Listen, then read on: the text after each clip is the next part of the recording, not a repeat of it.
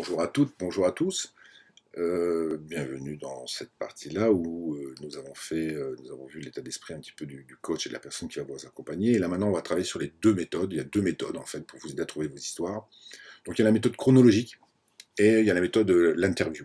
Alors vous pouvez le faire par vous-même avec la chronologique ou l'interview, mais enfin c'est bien toujours de le faire avec une tierce personne.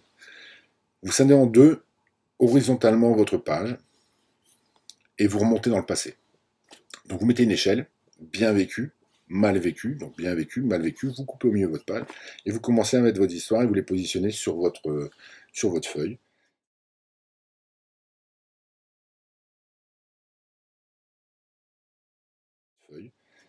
En fonction qu'elles ont été bien vécues ou mal vécues. Et en général, en fonction de ces histoires, les 10 souvenirs que vous avez racontés, on va trouver 5 histoires, on va en trouver 3 super bien vécues. Et en fait, on va prendre les extrêmes. On va pas prendre celles qui sont au milieu, on va prendre les extrêmes parce que c'est celles qui ont le plus d'impact émotionnel, c'est celles qui vont donner le plus d'informations, qu'elles soient positives ou négatives.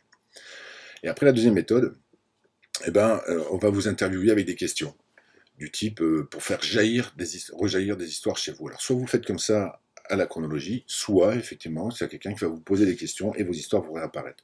Donc voilà, elle va faire rejaillir des histoires, donc vous en notez 2 ou 3 mots, sans vouloir trop de détails pour le moment. Le but du jeu, c'est d'avoir une idée des 10 souvenirs qui vont pouvoir être importants pour vous. Donc on laisse aller l'imaginaire, on se fait confiance, on accueille les images, on note quelques mots et on les met soit en chronologie, soit on les écrit avec une interview des questions qu'on va vous poser. Alors le chronologique, je vous ai expliqué comment ça fonctionne. Et puis l'interview, en fait, c'est quoi? On va vous poser des questions du genre qui vous a aidé à être la personne que vous êtes aujourd'hui. Quel est le coach, le professeur, le membre de la famille qui est important pour vous? Écrivez un moment spécifique lorsqu'ils ont démontré que ce que vous admiriez le plus à leur sujet. Que ce soit interagir avec vous, quelqu'un d'autre. On va aller chercher des mentors, en fait, quelque part. Comment avez-vous entendu leurs paroles, observé leurs actions? Qui d'autre vous a aidé à façonner la personne que vous êtes aujourd'hui? Répétez ces questions autant de fois que vous le souhaitez. Pensez à une journée de travail. Quand en rentrant chez vous, vous vous êtes peut-être dit, je l'aurais fait gratuitement, ou qu'est-ce qui s'est passé ce jour-là, pour vous faire dire ça. Pensez à votre pire journée de travail au boulot, le genre de journée que vous espérez ne jamais plus revivre. Qu'est-il arrivé? Quel est le souvenir d'enfance, le plus ancien, spécifique et heureux, qui vous vient à l'esprit? À l'école, quelle expérience aimiez-vous? Qu'est-ce qui a été un moment charnière dans votre vie? Lorsque vous avez réalisé que rien ne serait jamais plus pareil, qu'est-il arrivé qui a changé votre façon de penser? Qu'est-ce qui a changé votre façon de penser au monde et votre rôle dans le monde? À quel moment avez-vous fait votre part pour aider quelqu'un d'autre? Après quoi vous vous êtes senti incroyablement bien, par exemple, ou mal, comme si vous aviez fait quelque chose d'important. Qu'avez-vous accompli dont vous êtes vraiment fier? Par exemple, qui vous a aidé, qui vous a encouragé, qui vous a attendu à la ligne d'arrivée? Voilà, une course, un jogging, etc. Donc l'interview, maintenant que vous avez votre liste en main, vous avez fait votre interview, donc vous l'avez fait soit chronologique, ou soit vous l'avez fait avec un interview pour noter vos histoires. Là, une fois que vous les avez et que vous avez votre liste en main, maintenant, voilà, une fois que vous les avez, et vous êtes prêt à les partager avec votre partenaire. Donc là, vous allez pouvoir commencer à les partager. Et vous ne formulez aucune hypothèse. Vous laissez et suppositions sur vos histoires. Laissez le soin à votre partenaire d'identifier vos thèmes. Il va vous poser des questions pour que vous alliez chercher et que vos thèmes surgissent. Commencez pas à essayer de... Voilà. On va aller poser des questions et les thèmes vont apparaître d'eux-mêmes. Commencez pas à vous raconter des histoires. Donc, vous racontez l'histoire, votre partenaire se chargera de les interpréter. Ok? Il va prendre les mots, il va noter ce que vous avez fait, les comportements, etc.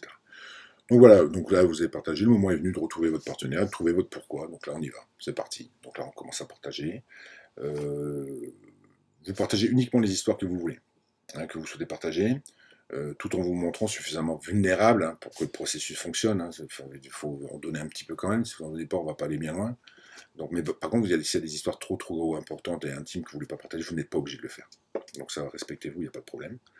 Et puis après, vous allez approfondir, en fait. Plus vous pouvez partager d'histoires avec votre partenaire, plus vous aurez des données, des émotions, pour trouver votre sujet, en fait, essentiel. Et plus votre sujet gagnera en clarté, plus vous serez précis dans la déclaration de votre pourquoi.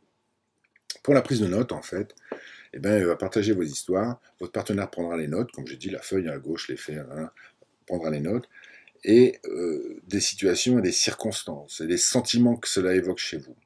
Cela constituera la matière première d'identification des liens émotionnels dans vos histoires pour dévoiler qui vous êtes. On va faire des corrélations émotionnelles, et là, on va pouvoir savoir qui vous êtes. Enfin, une fois qu'on aura fait ça, donc vous racontez les histoires, j'écoute, je note, et là je commence à avoir quelque chose qui se construit.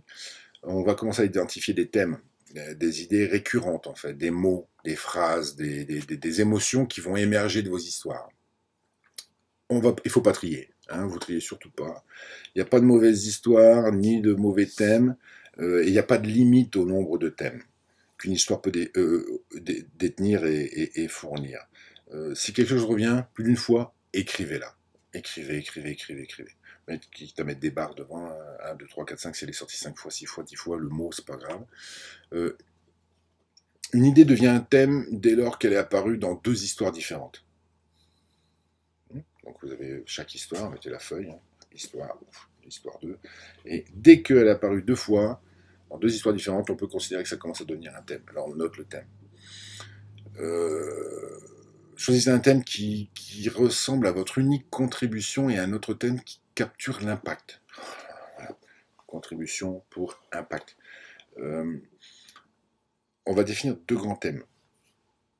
L'un, qui va être votre contribution, qu'est-ce que vous voulez apporter au monde, et quel est l'impact que vous avez sur les autres. Et là, on aura les 2 grands thèmes, et là, dans votre phrase, ça sera pour contribution, afin que impact sur les autres, en résumé.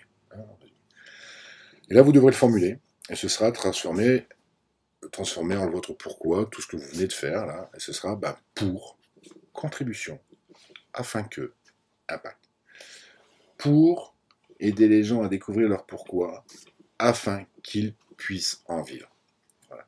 Donc vous triez pas, vous écrivez un premier brouillon de votre pourquoi à vous. Donc vous sortez du truc, vous n'avez peut-être pas tout noté, hein. Enfin, vous pouvez noter si vous voulez. Puis, parce que le mieux, c'est de rester dans votre émotionnel et pas dans le rationnel. Donc vous, le but du jeu, c'est vraiment de vous libérer, quoi. Par contre, à la sortie de là, vous allez avoir des thèmes qui vous ont impacté, vous avez pris de l'information, là, vous allez pouvoir les noter. Votre collègue, lui, qui est plus rationnel, qui a pris des mots, etc., va faire le sien de son côté. Donc vous écrivez chacun, vous partez chacun 5 minutes, mais 5 minutes chrono, pas plus. Hein. Vous partez chacun de votre côté et vous écrivez pour, afin que. Et ça va pas être très très facile à faire, mais bon, en 5 minutes. Et quand vous revenez, vous partagez vos brouillons respectifs. Et puis vous pouvez choisir de repartir avec l'un ou l'autre, ou les combiner à 2. Et là, vous allez commencer à esquisser votre pourquoi. Alors, en 5 minutes, hein, passez pas un temps fou, parce que sinon, c'est plus rigolo. Et puis, ça va être inutile. Si vous dépassez plus de 5 à 10 minutes, c'est que vraiment, c'est pas bon. Donc, l'objectif, c'est pas d'être parfait. L'objectif est de trouver quelque chose qui semble juste. Voilà, c'est pas d'être parfait au début, hein, parce que vous n'allez pas le trouver comme ça. C'est pas d'être parfait, mais voilà. C'est aussi de passer du temps avec votre pourquoi, d'y réfléchir. Et le plus important, c'est de le mettre en action. Le mettre en action, et voilà, ça c'est pas voilà. Donc voilà, nous avons passé la 2e étape, qui est de trouver son pourquoi. Je vous ai donné un petit peu toutes les combines, comment faire pour l'avoir. Donc maintenant, à vous de mettre en application, trouvez votre coach. Nous, on peut vous accompagner. Et c'est essentiel. Et faites-vous plaisir, et puis profitez de ce moment de partage, parce que vous allez passer un moment vraiment extraordinaire, et même vous, ça va vous faire énormément de bien, et vous allez vous aligner sur votre pourquoi. Alors, il va peut-être pas être parfait tout de suite, mais ça, on va arriver à l'étape suivante, où je vais aller plus loin avec vous, mais cependant, c'est une belle expérience à faire, et puis je vous souhaite plein de bonnes choses, et puis je rejoins dans la 3e partie de cette formation, sur comment valider votre pourquoi. À bientôt.